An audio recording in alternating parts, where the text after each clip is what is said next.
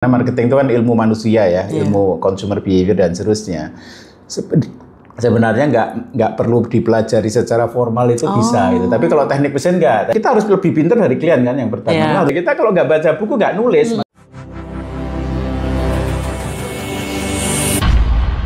Gizmo Talk Podcast by Gizmology. Hai Gizmo Friends, kembali lagi sama Sari di Gizmo Talk kali ini. Nah, hari ini kita lagi ada di bilangan Kayu Putih di sebuah kantor yang memiliki expertise digital marketing karena udah hampir 2 dekade menjalani ranah digital marketing, strategi bisnis ya Pak ya, digital transformasi lah gitu dia. Nah, kita akan mengulik lebih dalam perjalanan beliau, bagaimana kondisi marketing saat ini, terutama di era digital ya, yang sangat berjalannya penuh dengan secepat kilat gitu. Nah, sudah hadir di kantornya sendiri. Namanya Mas Yuswa Hadi atau biasa dipanggil Mas Siwo. Halo, apa kabar Mas Siwo? Ya, Mbak Sari, salam kenal ya. Gimana Mas Siwo? Hari ini lagi hektik apa nih? Ya, jadi saya udah 25 tahun atau hampir 30 tahun tiap hari kesibukannya nggak jauh dari baca, nulis, terus kemudian riset, kemudian ngomong. Jadi kerjanya cuma itu. Buku lumayan banyak tuh Pak berarti ya? Buku saya udah 80. 80? Ya, jadi semuanya tentang marketing? Semua, jadi buku saya yang pertama tahun 99 itu mengenai transformasi pos Indonesia. Ya, jadi banyak buku saya tentang kayak diagnosis kayak dokter tapi pasiennya perusahaan lah ya, jadi transformasi perusahaan ya, termasuk digital. Jadi berapa kalau 99 itu berapa tahun sampai sekarang ya? Nah, itu sudah 81, 82 lah kira-kira. Wow. Dan itu masih ngantri terus. Jadi saya sih mudah-mudahan sampai mati. Berarti masih ada lagi yang akan diproduksi? Masih. Jadi mungkin tahun ini sampai akhir tahun mungkin ada 5-an kali. Jadi tahun depan 10. Jadi targetnya 100 sampai mati kalau bisa. Ya, yang penting karya ya Pak ya. Pokoknya jangan berhenti lah gitu kan. Tapi gini Pak, Mas Iwo kan dikenal sebagai expertnya gitu di marketing ya. Gitu. Udah 25 tahun lebih gitu. Bisa nggak sih cerita awalnya tuh gimana kok bisa tertarik sama dunia marketing gitu sampai mendirikan Inventure ini? Jadi sebenarnya kalau dulu kan mungkin belum digital ya, jadi saya mulai berkecimpung di dunia marketing itu kira-kira tahun 9, kalau tepatnya 97 ya, tapi mungkin sebelumnya juga saya sih menyukai dunia itu ya, tapi secara formally jadi konsultan itu 97. Ya, jadi keluar masuk perusahaan, yaitu kerjanya 4 itu ya, baca, nulis, ngomong sama riset. Tapi dulu lulusannya teknik mesin malah justru. Jadi saya malah unik ya, jadi saya tuh nggak pernah S1-nya teknik mesin. Kemudian S2-nya malah finance ya. Jadi saya malah secara formally nggak pernah belajar marketing ya. Karena marketing itu kan ilmu manusia ya, ilmu consumer behavior dan seterusnya. Sebenarnya nggak perlu dipelajari secara formal itu bisa gitu. Tapi kalau teknik mesin nggak. Teknik mesin itu mesti harus di kampus itu. Tapi kalau marketing, branding ada banyak artnya, banyak seninya. Intinya kita harus ngadepin case-case aktual ya, dan terutama yang saya beruntung ya dulu emang di Marketplace saya 13 tahun. Marketplace itu langkah awal? Awal 97 itu ya, saya beruntungnya adalah dapat kesempatan untuk membedah perusahaan ya, mungkin sekarang udah ratusan atau ribuan barangkali ya. Jadi kan kesempatan untuk bedah case di perusahaan ya, sebagai konsultan, sebagai penulis buku ya, kemudian training segala macam itu nggak banyak orang punya kesempatan. Bahkan banyak dosen misalnya atau profesor kan malah banyak di kampus kan, nggak masuk ke jeroannya perusahaan. Nah itu mungkin yang membuat sampai detik ini ya, sampai sekarang kenapa ilmunya selalu aktual, karena ya sudah langsung kita masuk di jeroannya perusahaan gitu. Oh, Ya, oke. jadi sampai detik ini, jadi ya kerjanya 4 tadi itu, dan itu objeknya adalah perusahaan gitu. Makanya kenapa ilmunya aktual terus. Ya, kalau mengenai digital mungkin kalau dikatakan milestone-nya itu tahun saya sebenarnya tahun 2008. Ya, 2008 itu at that time itu yang sudah ada Facebook sama Twitter ya. Instagram belum ada. Instagram itu 2010. Dan di Indonesia itu penerapan sosial media untuk marketing, untuk bisnis itu belum berkembang at that time. Ya, jadi buku saya judulnya Crowd ya, Marketing Become Horizontal, itu 2008 akhir. Itu adalah buku pertama ya, di Indonesia ya. Bagaimana sosial media itu diterapkan di dunia bisnis, di dunia marketing gitu. Ya pada waktu itu aneh karena mosok Twitter, Facebook dipakai untuk, jadi judulnya adalah Crowd Marketing Become Horizontal. Jadi pada waktu itu saya juga memperkenalkan untuk pertama kali bahwa marketing itu dari vertikal. Vertikal itu artinya billboard, TV itu kan satu arah ya, dari atas ke bawah gitu, dibom pakai iklan, pakai apa namanya promosi dan seterusnya, menjadi horizontal. Kalau horizontal itu yang memarketingkan perusahaan itu adalah customer. Jadi namanya peer to peer, namanya horizontal. Dari brand ke customer. Nah, kalau horizontal itu dari customer ke customer gitu. Ya, itu pertama kali buku itu. Ya judulnya Crowd Marketing Become Horizontal. Nah, fortunately sekarang semua marketing adalah seperti itu gitu. Sekarang ini ya, orang yang menyebutnya, kalau orang awam menyebutnya viralitas itu. Jadi brand itu punya, kalau nggak viral nggak itu. Jadi viralitas itu menjadi alat marketing yang luar biasa. Pada waktu itu saya sebutnya marketing horizontal atau horizontal marketing. Itu adalah marketing dari customer to customer atau dari peers to peers ya, dari konsumen ke konsumen, atau disebutnya word of mouth itu. Ya, waktu itu belum ada digital kan, word of mouth itu kan antar orang begini. Sudah marketing word of mouth itu sudah sebelumnya orang ada. Taunya MLM juga kan. MLM segala macam. Tapi kemudian dengan ada sosial media itu, saya bilang marketing akan bergeser menjadi horizontal dari customer ke customer. Tapi pada waktu itu pun masih aneh. Karena masih dominan marketing itu ya billboard, kemudian TV. Iya, masih ada itulah. Masih dominan, tapi terus kemudian nggak nyangka ya. Jadi senang juga nggak nyangka apa yang kita predik berarti berapa tahun ya, hampir 20 tahun yang lalu itu kejadian sekarang. Terus sampai akhirnya mendirikan Inventor ini? Ya, jadi saya keluar dari Magplus itu 2010 awal. Ya karena bisanya cuma 4 tadi itu, jadi ya terpaksa kita dimanapun bekerjanya itu. Ya pekerjaannya nulis, kemudian consulting, ya bedah perusahaan, terus kemudian untuk itu harus baca, terus kemudian ngomong. Kalau ngomong itu kan seminar, training dan seterusnya. Betul. Jadi ya karena hidupnya sudah di situ ya artinya dimanapun kita akhirnya ya cuman kemudian shifting kuadran dari awalnya kerja sama orang, terus kemudian sejak 2010 itu saya bikin Inventor ini ya kira-kira sama, riset, consulting, training, terus bikin event, ya eventnya juga tentang everything, tentang marketing, ya buku 80 itu juga everything tentang. Tapi lebih ke B2B Pak, maksudnya ke kliennya. Kayak misalnya kan orang sekarang banyak juga kan UKM lebih butuh juga. Jadi kebetulan ini ya bukannya sombong apa enggak ya. Tapi kebetulan memang dari awal sejak di Magplus dulu ditempa memang perusahaan-perusahaan besar. Ya karena kalau kita pakai konsep-konsep segmentasi, pakai branding lah itu, kalau perusahaan kecil kayaknya ya pertama kalau perusahaan kecil tuh bayar tuh masih eman gitu ya, masih sayang gitu.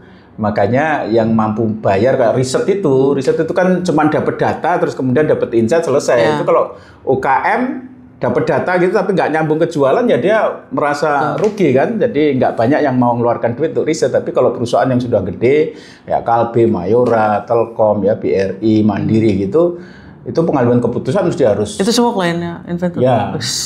Jadi ya memang dari awal ya, yang lama kayak Telkom, kayak BUMN banyak kita, terus bank ya BRI, Mandiri ya. Jadi gitu. Tapi ini kan research, consulting segala macam itu kan kayaknya beririsan sama PR agency juga ya Pak? Oh iya. Kenapa nggak sekalian dia bikin yang agak beda kompetensi. Jadi kalau di dunia bisnis, di dunia strategi itu ada yang namanya strategic level, ada yang namanya tactical level.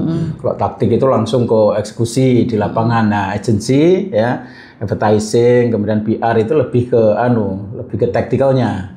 Tapi saya itu di bidang yang memang lebih ke strategik. Jadi makanya produknya juga nggak behind the scene ya Pak berarti. Betul, karena bentuknya tuh report strategi insight gitu. Tapi kalau PR atau advertising itu kan produknya jelas kan, iklan, kemudian ada PR campaign, kemudian ada rubah logo segala macam. Kalau ini malah enggak. Jadi konsep segmentasi, konsep diferensiasi, konsep positioning itu produknya quote and quote nggak jelas, nggak banyak orang ngerti. Jadi kalau orang nggak ngerti ya, itu consulting itu strategi consulting itu apa gitu. Saya kayak McKinsey, BCG itu nggak ngerti ini produknya apa gitu. Ya, jadi kalau advertising kan jelas, misalnya ada iklannya Indomie atau iklannya tolak angin gitu kan jelas kan, iklannya kan jelas. Kalau ini nggak jelas, bentuknya dalam bentuk report yang bisa baca cuman BOD dan seterusnya. Berarti di balik campaign yang sukses nih di sini berarti. Harusnya memang tactical dilandasi oleh strategi. Ya, tapi kadang-kadang teman-teman PR atau teman-teman advertising kadang-kadang juga bypass juga karena kalau pakai strategi kan mahal juga itu. Ya, makanya kadang-kadang langsung gitu. Nah, kan tadi udah 25 tahun lebih tuh di bidang marketing gitu. Ada nggak sih pengalaman paling yang nggak bisa terlupakan gitu sampai sekarang gitu? Ya, di sepanjang perjalanannya Mas Iwo? Saya terus terang ya, satu hal yang menurut saya kenapa terutama di consulting ya, consulting itu pekerjaan yang menurut saya paling tough ya di antara semua ya. Ini nanti kalau orang advertising bilang ya orang advertising paling tough gitu, tapi saya orang consulting ya bilang consulting itu perusahaan yang pekerjaan yang paling tough karena komplit ya. Pertama, orang mengira konsultan itu kan kemampuan analisisnya jago gitu, tapi saya berpendapat bahwa konsultan itu justru antara soft sama hard ya. Kalau hard itu kan analisis ya, soft itu relationship atau account management ya. Human relationship, bagaimana kita itu lobby, bagaimana kita itu present, bagaimana nggak boleh marah. Konsultan nggak boleh marah, dikritik kayak apa nggak boleh marah. Itu kalau dia EQ-nya, jadi dia nggak cuma IQ tapi juga EQ gitu. Bahkan ketika kita engage di dalam project, kan saya itu kan kalau engage di dalam project kan bisa 3 bulan, bisa 6 bulan, bisa setahun, bisa 2 tahun juga bisa. Nah, ketemu orang yang sama dan posisinya adalah ya, BOD, GM segala macam, mereka pinter-pinter semua dan kadang-kadang seringkali kalau sama kita ini kan udah dibayar kan, jadi mesti harus ngikuti dia dan kita nggak boleh keminter segala macam ya, jadi nggak boleh resisten, nggak boleh ngamuk. Ngeselin juga berarti Pak? Oh iya, jadi jaga perasaan itu luar biasa. Jadi komplit antara dan tough gitu ya. Makanya saya bilang kalau anak-anak saya ya, karyawan saya kalau sudah lulus consulting, maka dia kerjaan apapun akan survive gitu. Jadi berhadapan dengan macam-macam kan, ada yang global company, ada yang BUMN, ada yang family company, Chinese Toto gitu ya. Itu beda-beda pendekatannya. ketemu BUMN beda, ketemu pemerintah, kementerian akan beda, ketemu Chinese akan beda. Dan saya kebetulan ya saya kan Jawa ya, orang Jawa, tapi karena banyak di Jakarta ini udah 25 tahun, terus kliennya kebanyakan Chinese, malah teman saya tuh sekarang lebih banyak Chinese ketimbang ya, karena yang punya perusahaan kan kebanyakan Chinese, dan saya kebetulan rumah di Kelapa Gading juga Chinatown juga, jadi udah kayak Chinese sudah ya gitu. Itu seneng ya, berelasi dengan banyak yang BUMN, yang pejabat, yang Chinese, yang entrepreneur ya, kemudian juga perusahaan asing itu, jadi serunya di situ. Iya. Serunya di situ. Benar sih emang, pokoknya intinya semua harus dijalani dengan ikhlas ya Pak. Nah gini, saya punya pendapat yang ini mungkin menarik ya, karena saya tuh memang orang yang kayak saya ya, kayak konsultan kayak saya ini nggak banyak di Indonesia. Kenapa? Karena mungkin juga berat juga ya. Karena kan konsultan itu kan nggak boleh kita lebih Karena kan harus berpikir analitis dan Betul. kritis juga kan. Dan kita harus lebih pintar dari klien kan yang pertama. Kita harus baca terus menghadapi project juga berat, tough segala macam. Jadi banyak yang gugur juga, artinya nggak betah juga gitu ya. Nah, saya itu menghadapi pekerjaan yang tough bisa berlangsung 30 tahun itu menurut saya karena calling. Ya, karena memang jiwanya itu belajar, jiwanya itu ngulik data. Nah, ngulik data itu kan nggak semua orang suka kan. Ya, jadi pekerjaan yang membosankan, tetapi saya sampai 30 tahun menjalani pekerjaan ini tuh exciting gitu, nggak pernah bosen, nggak pernah capek gitu ya. Itu mungkin, tapi saya kira juga semua pekerjaan ya, kalau kita apakah dia akuntan, apakah dia wartawan ya, apakah dia birokrat, kalau dia menyenangi pekerjaannya, passion itu calling.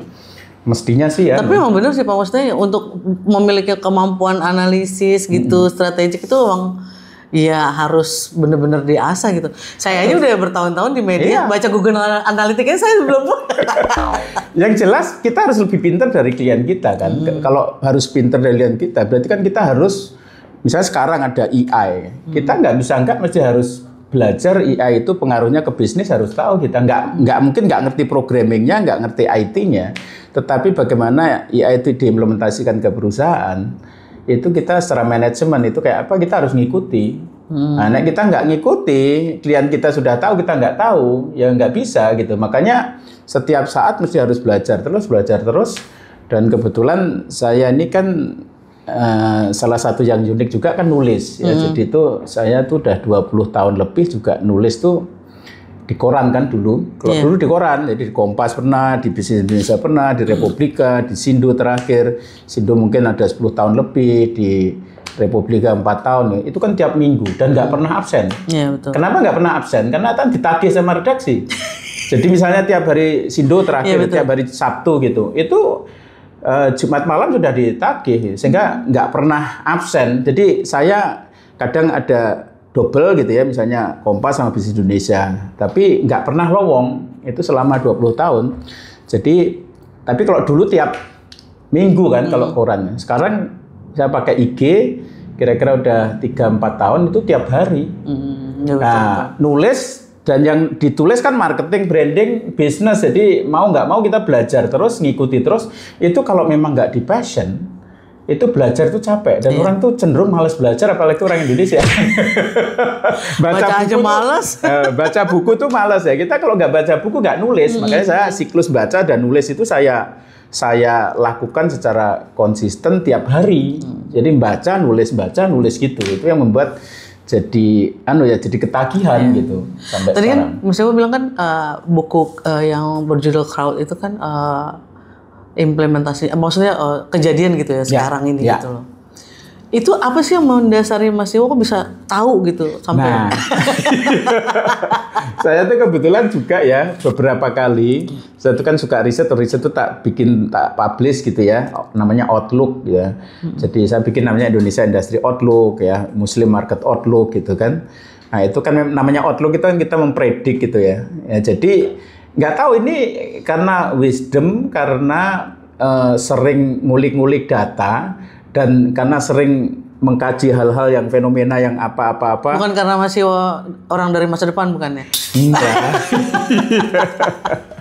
Jadi memang dari nganalisis segala macam. Terus kita kan dari patternnya kan bisa kita lihat kan. Tapi kadang-kadang juga saya kadang-kadang exciting juga apa yang quote and quote mungkin agak ngawur-ngawur dikit gitu. Tapi ternyata kok bener gitu. Jadi kadang-kadang ada feelingnya. Lihat pergeseran itu mulai dari apa terjadi itu pas maksudnya dengan inspirasinya Mas Iwo itu terjadi pergeseran marketing dari konvensional ke digital, billboard itu TV udah nggak ada segala, bukan nggak ada sih, maksudnya udah berkurang lah gitu. Itu dari mana Mas? Sebenarnya jadi saya itu kan ilmu itu kan sumbernya kan banyak kan dari barat memang, karena ilmu marketing oleh bisnis itu dari barat. Jadi tren yang ada di barat itu mestinya akan terjadi di Indonesia ya, cuman memang di Indonesia akan berbeda kan untuk di sana, tapi pola dasarnya mestinya sih ada gitu. Memang pada waktu itu di barat itu walaupun belum banyak juga, karena Jadi Facebook itu 2004, Twitter itu 2006, saya nulis 2008. Jadi saya waktu itu Facebook sudah punya, Twitter tuh baru nyoba, IG belum ada. Tapi selalu di dunia itu ada cutting edge gitu ya. Jadi ada orang-orang terdepan yang mengimplementasi Facebook itu untuk bisnis gitu. Jadi sebenarnya benih-benihnya sudah ada. Di sini belum ada. Kadang-kadang saya ya kayak apa ya, ngimpor dari sana dibawa ke sini, mumpung sini belum ada ngerti. Ini masalah kreativitas saja. Betul. Jadi makanya saya kelihatannya wah itu bisa memprediksi segala macam. Sebenarnya enggak juga, itu diambil dari barat. Gitu sana yang paling ujung apa kita lihat pasti akan kejadian di sini. Di sini belum pada ngerti gitu. Jadi sebenarnya cepet-cepetan kita aja sih. Ngelihat melalui memang riset kuncinya. Jadi kita lihat bagaimana best practice di mana-mana di Amerika, di mana-mana. Nah, itu terus kemudian kira-kira di sini tentu saja ada modifikasi ya, nggak akan sama persis di barat sama di sini. Itu aja sebenarnya. Tapi Mas kan kita kan udah bertahun-tahun lah gitu lah. Udah mengerti tuh digital marketing itu seperti apa gitu. Tapi masih ada aja gitu yang perusahaan yang dulunya terkenal gitu, perusahaan yang dulunya udah ada tempat di hati masyarakat lah gitu loh. Dan dia nggak bisa survive gitu dengan itu gitu. Itu salahnya di mana sebenarnya? Ya, jadi dalam perubahan itu selalu ini normal ya manusia ya. Kalau nggak terjadi ini malah bukan manusia gitu ya. Jadi setiap menghadapi perubahan itu ada respon pertama yang terjadi oleh manusia manusia awam ya, manusia umum itu adalah denial.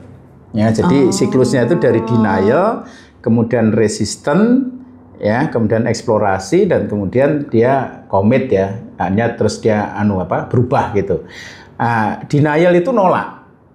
Ya, pertama begitu, wah kita nih jualan pakai iklan, kita pakai billboard, tiba-tiba kok ada Facebook, ada Twitter, maka yang terjadi dia nolak dulu, wah ini pasti nggak mungkin, nggak bisa gitu. Jadi nolak dulu. Nah, terus begitu nolak, tapi kok ternyata kok orang pada bisa, memang oke gitu. Itu pun nggak langsung diterima. Untuk bisa nerima harus melalui fase namanya resistensi, ya. Nah, terus kemudian begitu dia resist, ya, diyakinkan lagi ini banyak perusahaan udah mulai bisa melakukan sama sekarang AI terjadi. Ya, waktu itu sosial media, ya. Nah, terus akhirnya mulai tahap resisten itu dia mulai agak-agak percaya gitu, terus mulai eksplorasi dia. Nah, coba-coba gitu. Ya, maka kemudian begitu coba-coba kayaknya kok bisa gitu. Oh, ternyata bisa. Akhirnya baru dia berubah gitu. Jadi makanya change management itu penting. Orang itu maju ya, kadang-kadang dia menjadi pionir dan segala macam adalah kalau siklus ini dia paling cepat. Jadi sebenarnya ini semua orang alami. Ya, cuman ada yang cepat dari denial ke resisten itu ada orang yang butuh 3 tahun. Nah, dia bisa 3 bulan gitu, itu bisa. Nah, makanya banyak perusahaan begitu datang teknologi baru, digital marketing, maka respon pertama adalah denial, habis itu resisten, eksplorasi, terus kemudian dia commit. Artinya kalau commit itu dia sudah terbiasa pakai sosial media untuk bisnis gitu. Apa mungkin karena di perusahaan-perusahaan itu juga masih banyak yang boomersnya gitu Pak? Faktor itu dan yang paling penting sebenarnya adalah kesuksesan masa lampau. Itu yang paling bahaya. Jadi ketika dia percaya bahwa suksesku karena iklan, suksesku karena billboard, suksesku karena terlena TV, ya. Dia jadi orang kalau sukses hebat karena satu hal, maka dia cenderung akan nggak percaya untuk hal yang lain. Gitu. Makanya begitu ada Twitter atau Facebook yang at that time itu dianggap toys gitu, dianggap ini mainan anak-anak ini, cuman anak-anak remeh-temeh gitu. Makanya kemudian dia masih percaya bahwa marketing itu ya TV, marketing itu radio gitu. Nah, semakin dia suksesnya karena faktor lama itu, dia semakin nggak percaya sama faktor yang baru. Sama ini kayak Jepang ini, ya Toyota ini misalnya, dia suksesnya karena mobil bensin diesel. Sekarang Tiongkok bikin EV, dia cenderung resisten dia percaya bahwa masa depan mobility itu adalah diesel, bensin, sama hidrogen gitu, nggak percaya EV. Sementara Tiongkok udah 100.000% percaya masa depan itu EV. Makanya yang terjadi Tiongkok itu lari kenceng, si Toyota, si Jepang ini mau lari masih digandolin karena dia masih percaya pada mindset lama Iya, gitu. tapi ada juga Pak yang masih eksis sampai sekarang. Casio misalnya, dia nggak bener-bener nggak mau tuh kayak di era gempuran smartwatch sekarang ya. Casio masih tetap kayak begitu gitu loh, dan nggak ngerti dia maksudnya karena dia merasa ya masih ada ceruknya di situ katanya. Ya akhirnya jadi pemain ceruk, menjadi pemain kecil gitu. Oh iya betul. Ini AI juga begitu, dan AI sekarang pada masa early adopter gitu. Jadi orang ini sudah mikir untuk orang dikurangi digantikan AI. Tapi ada yang resisten, wah nggak percaya, orang akan tetap penting gitu. Iya, betul. Tapi ya memang di tengah transisi itu memang membingungkan. Bener nggak nanti AI itu akan dominasi atau AI itu cuman hype? Cuman FOMO gitu. Ya, sama, nanti 5 tahun lagi akan kita lihat yang benar yang mana gitu. Oke, tapi setelah menyaksikan gitu loh jatuh perubahan dari konvensional ke digital gitu. Ya. Ada nggak yang spesifik yang bikin perusahaan itu sulit bertransformasi, bukan sulit ya, jadi apa ya? Tantangan terbesarnya mereka lah gitu loh untuk bertransformasi dari konvensional ke digital. Ya, jadi sebenarnya kan kita ngomong kan ada soft aspek, ada hard aspek. Menurut saya yang paling penting itu membuat dia gagal adalah soft aspeknya mengenai perubahan mindset tadi itu. Perubahan mindset itu. Perubahan mindset bahwa karena sebenarnya sebelum transformasi dari katakanlah analog ke digital, maka the first itu terutama leadernya. Makanya leader itu boomers atau Gen X atau milenial itu penting gitu ya. Kalau pemimpinnya sekarang yang berkuasa kan masih ya leader itu di GM, di BOD kan masih Gen X sekarang ya. Kalau boomer udah lewat ya. Kalau si leader ini sudah resisten ya, nggak agile dalam merespon digital, maka ya organisasi itu mau bergerak kan sulit karena leadernya sudah resisten gitu. Ada nggak sih Pak klien Bapak yang masih leadernya masih boomer tapi dia udah melek banget gitu? Banyak itu nggak boleh disebut. Oh iya. Tapi ada ya maksudnya banyak sekali. Sebuah perusahaan untuk bertransformasi digital tuh nggak harus mengganti leadernya ke. Jadi ini untungnya ya digital itu kan ada benernya ada kelirunya juga ya. Buktinya kelirunya ya, kalau kita sebut keliru ya, buktinya startup itu kan berguguran gitu. Itu kan jadi pembenaran bagi orang-orang tua ya bahwa itu rasain tuh kalau dulu terlalu agresif ke digital, rasain tuh pada berguguran gitu ya. Tapi ya bukan berarti startup ini gagal sepenuhnya juga gitu ya. Kayak GoTo, kayak Traveloka, ya kayak beberapa juga sukses gitu kan, berhasil kan. Nah, sehingga ya memang sesuatu tuh bagi saya yang namanya revolusi sebenarnya sih nggak ada sih. Kenapa revolusi itu nggak ada? Karena sumbernya tuh di orangnya bukan di teknologinya. Teknologi itu bisa revolusi, tapi kuat. Iya. Teknologi itu bisa berevolusi ya. AI itu mau loncatan setinggi apa, tapi masalahnya adalah adopsi orang ini loh. Karena yang menjalankan AI itu atau menjalankan digital marketing itu semua orang. Ya, menjalankan transformasi digital itu orang. Ya, ketika orangnya itu lelet. Tadi saya bilang bahwa ketika menghadapi perubahan, the first step yang dilakukan manusia umum ya, bukan manusia super ya, adalah denial. Dan resisten gitu. Makanya kenapa revolusi itu nggak ada? Karena maunya teknologi itu revolusi, tapi begitu berhadapan dengan orang itu selalu maunya evolusi gitu. Bisa diperjelas nggak tadi Pak yang startup kenapa bisa gagal dia? Padahal dia digital banget. Ya karena faktor FOMO, karena faktor hope-nya kan besar sekali kan. Jadi dan ini kayak narasi sebenarnya. Ini sama AI juga gitu. AI itu kayak narasi. Jadi seolah-olah ini teknologi baru itu menjanjikan sesuatu yang besar gitu. Sehingga orang FOMO kan. Investor masuk semua ke situ. Tetapi ternyata yang terjadi nggak seperti yang dinarasikan awal itu. Maka begitu akhirnya bubble kan. Sama .com crash pada tahun 2000 di Amerika juga prosesnya sama. Dan itu di Indonesia kejadian lagi. Mungkin karena terlalu excited ikut hype jadi strategiknya kurang gitu. Saya barusan baca buku menarik juga. Ternyata ada teknologi hype itu memang terjadi di setiap ya kalau zaman dulu kan digital ya, yang tahun 2000 itu kayak narasi ya, narasi hype itu tercipta, tapi memang nggak jelas yang bikin narasi itu siapa. Narasi itu terbentuk secara natural. Sekarang kejadian untuk AI. Ya sebelumnya itu blockchain sama NFT dan seterusnya itu sama. Jadi dan polanya sama. Polanya itu yang pertama itu hype, terus kemudian crash, terus kemudian jatuh gitu. Nah, ini kan yang AI kan kira-kira pertama hype itu betul-betul hype kan 2022 setelah ChatGPT lahir kan. Iya, sekarang hype-nya luar biasa.